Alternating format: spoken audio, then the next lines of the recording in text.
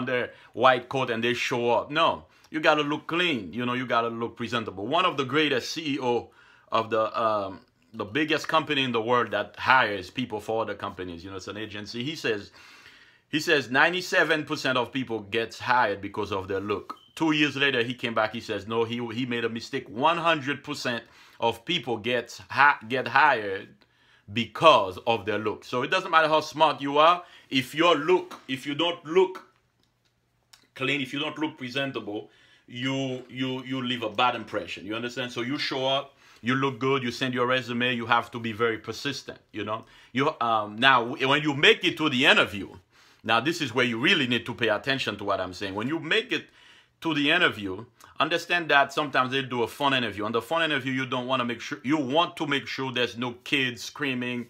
You don't want to have bad signals. So you want to give them, if you give them a cell phone, make sure you are at a good spot at the time they're going to call you so your phone can work. And I'd rather have a home phone connected. That way I know I cannot lose them. If I lose them, it's not me. It's probably the manager, the supervisor, whoever's calling me. It's their, cell phone. You understand? Because it's not going to be my fault. So, if they say, we'll call you at 11 o'clock, by 10:50, I'm ready. I have the company's paper. I have paper in front of me with information about the company, about the CEO, about myself, the resume and everything, and the amount of money that I want. I'll tell them, well, I'm open, but I'm open to suggestion, but I know the company pays this, pays that. I'll do background, check on the company, how much money they pay, or the area where I live. If you go on salary.com, different websites, but salary.com, I find it very, pretty accurate. It tells you how much money, the median, like $55,000, $100,000, $75,000 for the area where you live. You put your zip code or the zip code where the company is. That way, when they call you, you can have all this information ready. You understand?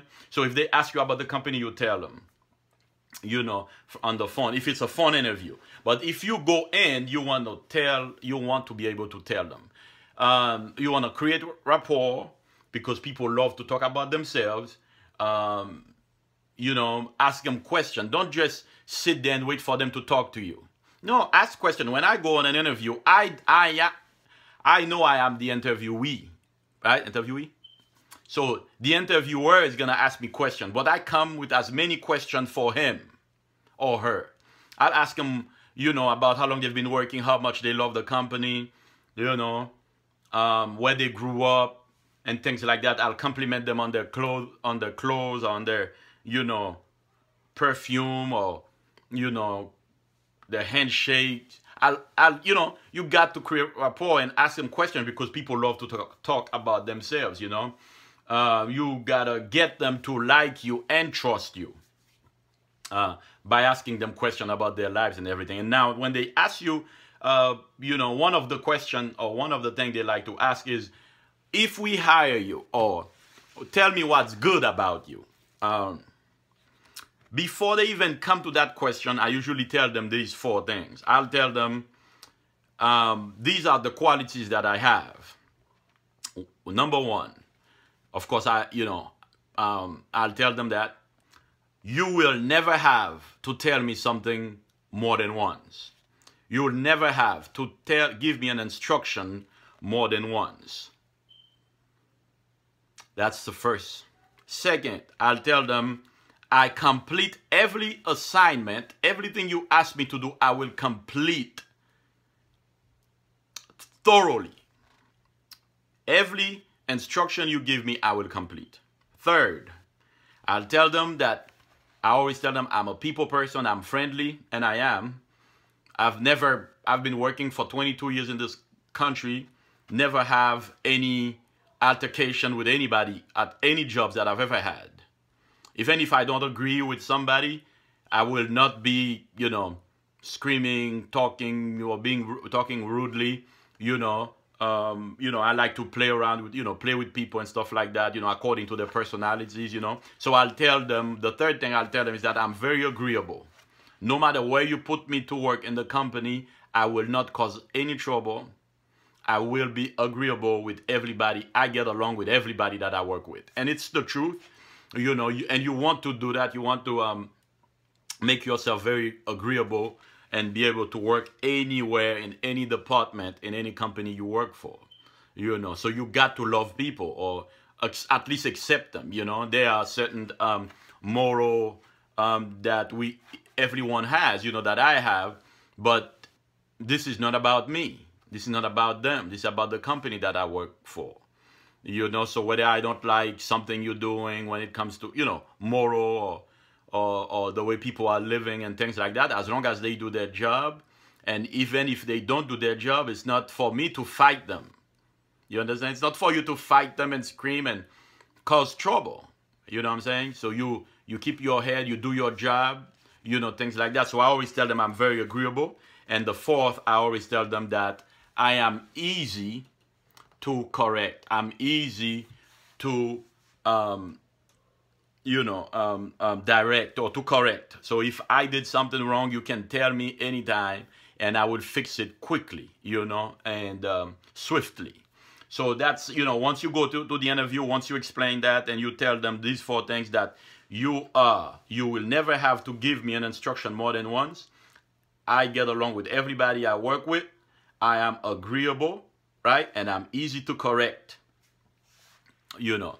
And I always explain to them, you know, once I tell them that, then, you know, they might ask me, well, what are your weaknesses, you know?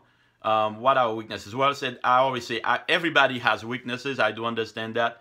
But for me, my weakness is that I am an eager learner.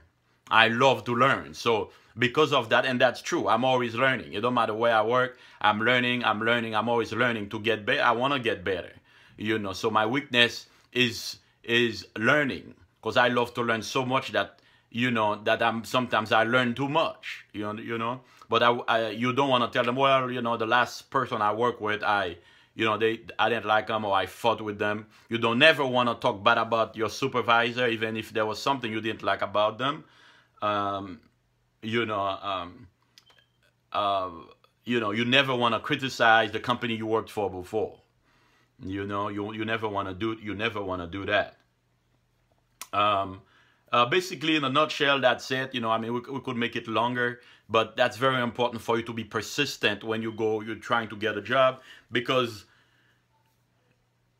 it's not easy to get a job sometimes. But if you want a job, you will get a job. Anywhere there's a problem, there's a job. It's kind of like at my house or at your house. You know, a lot of times you'll find kids in the summer or whatever come knock on your door, say, can I cut your grass? Why?